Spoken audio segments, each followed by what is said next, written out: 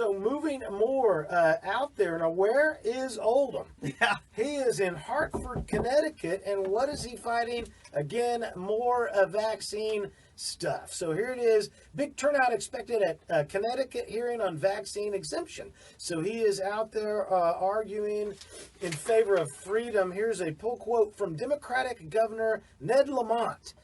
Considering the infectious virus threatening our nation and state from overseas, he is pushing for a thoughtful vaccination program. However, the opponents argue that parents and guardians should be the ones to make such medical decisions for their kids. What do you know about what he's doing out there? Yeah, you see what they're doing. Never let a good crisis go to waste. So what are the Democrats doing out there? Said, we got all of these viruses from overseas coming, so we need to change our policy. First of all, we don't have a vaccine for the coronavirus. Right. Unless you're drinking Corona beer. Some say that. It's another coronavirus. But, yeah. So, they're just using scare tactics to take away rights of the people. Every chance they can encroach a little bit and tighten the line between how much control they have over your kids and how much control you have. Yeah, and there's no rational connection between this Chinese flu epidemic and the whole vaccine policy. So Connecticut lawmakers are going to hear again from the public about the latest proposal, and that's why Oldham is out there. They're hearing from the public. To hear, he's going to let them know that they're not doing their job right. Right. Yeah. Yeah. So that's good news because let's also say he was out there last month in New Jersey, and we had a massive victory. Because it was all but a done deal until a bunch of mamas pushing strollers and daddies wearing snuggles. Oldham probably borrowed a snuggly or something. I don't know. No, I don't know.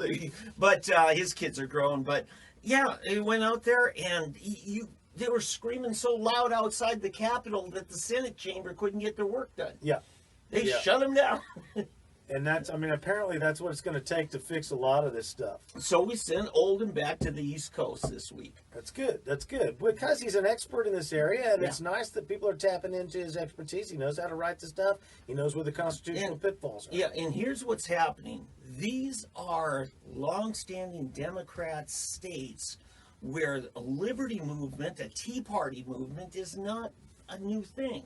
Right. But now all of a sudden you got people losing their liberties, and they're turning to some of the liberty-minded, Tea Party-minded people like David Oldham. Right. And he's out there. Last time he was out there, he was teaching people on certain things and leading in activism and, interacting with lawmakers. It was a good time. The verbiage that is solid from the Constitution for 200 years, it takes a while before people learn to use that language properly. And Oldham's an expert in that.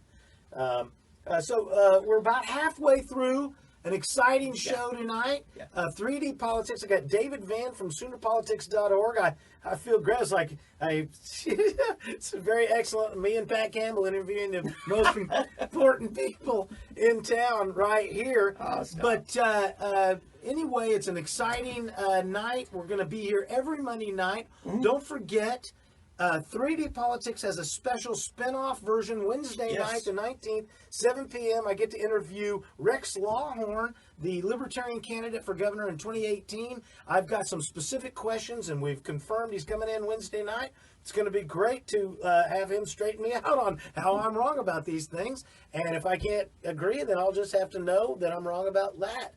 But I've got some particular questions about what I think are some incongruencies in the libertarian philosophies and political angles. So if you're into libertarianism, Wednesday night, right here at 3D Politics Live, 7 p.m., I'm going to be interviewing an expert in libertarian policies and asking all the tough questions. I want to thank Rex for coming out on Wednesday. Yeah, he's driving into the studio. That's nice of him to make himself available to a guy like me. There you go. Virginia lawmakers reject Northam's assault weapons ban. This is another big win. A bill backed by Governor Ralph Northam that would ban the sale of assault-style weapons in Virginia failed in committee, setting back one of the biggest priorities in the newly minted Democrat-controlled government in the state. So there they go. They got a Democrat-run legislator. Yeah, and the word is Oldham only announced yesterday he was going out there. So, and look at they threw in the towel as soon as they found out Oldham's coming back.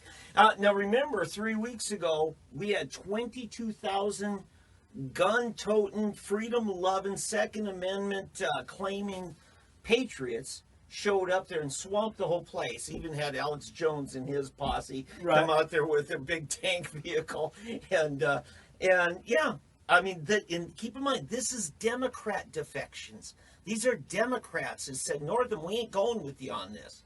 So it was good. Yeah, this cheers erupted. This is from Julio Rosas. Cheers erupted when the Virginia Senate Judiciary Committee voted not to move forward on HB 961, the assaults weapon ban and magazine confiscation bill.